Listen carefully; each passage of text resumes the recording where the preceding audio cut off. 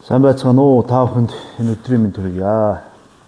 За, усны үйлчлэгээ үн тарифтай холбоотой иргэдэд нэг мэдээлэл өгье гэж бодож байна.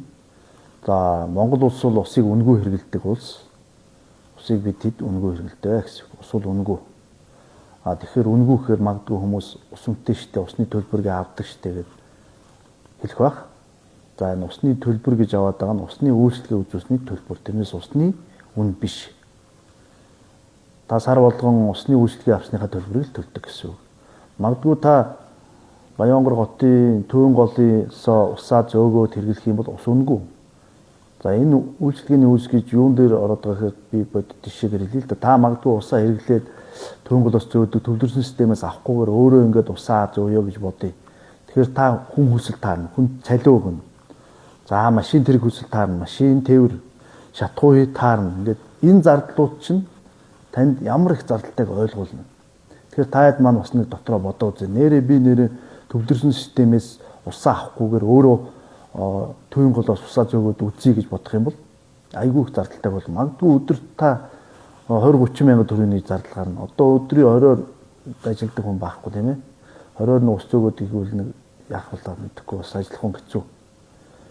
Ийм хямдхан одоо зардлаар үйлчлэгээ үзүүлдэг юм аа. Гэтэл бид нар 5 ам бүлтэй айл карант нэгэ цэвэр ус авах энэ үйлчлэгээнээс сард 20-30 мянган төгрөг, нэг иргэн нэг 5-6 мянган төгрөг л усандаа хэрэглэсэн төлбөр одоо үйлчлэгээндээ өгч байгаа байхгүй юу.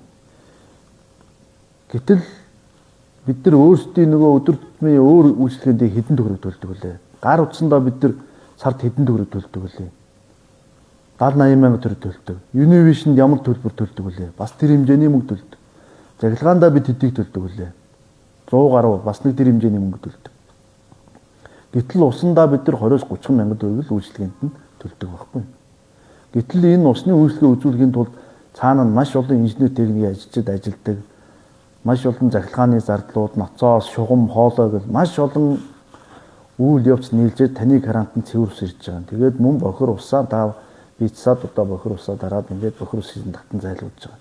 Энэ үйлчлэгээ цэвэр бохир усны үйлчлэгээ хоёр нийлээд сард танай ам бол 5 байлаа гэж бодоход дунджаар 20-30 мянган төгрөг төлдөг. Тэг ийм л хямдхан үйлчлэгээ үзүүлдэг. Энэ бол усны үн биш, усны үйлчлэгээ үзүүлсний төлбөр. Гэтэл энэ нийтийн аж ахуйн салбарт ажиллаж байгаа албаа агчид цалин хангамж маш муу болсон. Улсын дунджаас хамгийн доогуур цалин энэ нийтийн аж ахуйн авч байна. За мөн аймагт их төрийн албаа агчдын хамгийн доогуур цалин Чамдан Баянгор компани ажилтаа албаагт авч байгаамаа.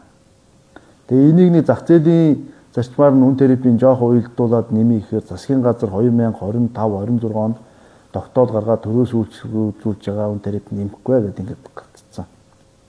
Одоо дагаж мөрдгөөс өөрчлөхгүй. Тэгээ энэ нийтийн аж ахуйн салбарын албаа агчдын ар гэр амьдрахад үнэхээр хүнд нөхцөл байгаамаа. Бид нар сая гаруйхан нэг сая 100-200 мянган төгрөг дундад цалингаар бид нар ар гэрээ дийжэхэд одоо үнэхээр хүнд болцсон байхгүй. Тэгээ өөрөө алдагдaltaй ажиллаж эхэлж байгаа энэ салбар. Тэгэхээр иргэдэг энэ видеогоор юу хэлэх гээд тэгэхээр ийм хүнд нөхцөлд ийм үйлчлэгээ үзүүлээд тэгээ та бүхнээс ингээд үйлчлэгээний ус хамгийн хямдханаар авдгийн шүү. Усны үн бол үнэгүй. Та магадгүй усны үнийг ойлгохын тулд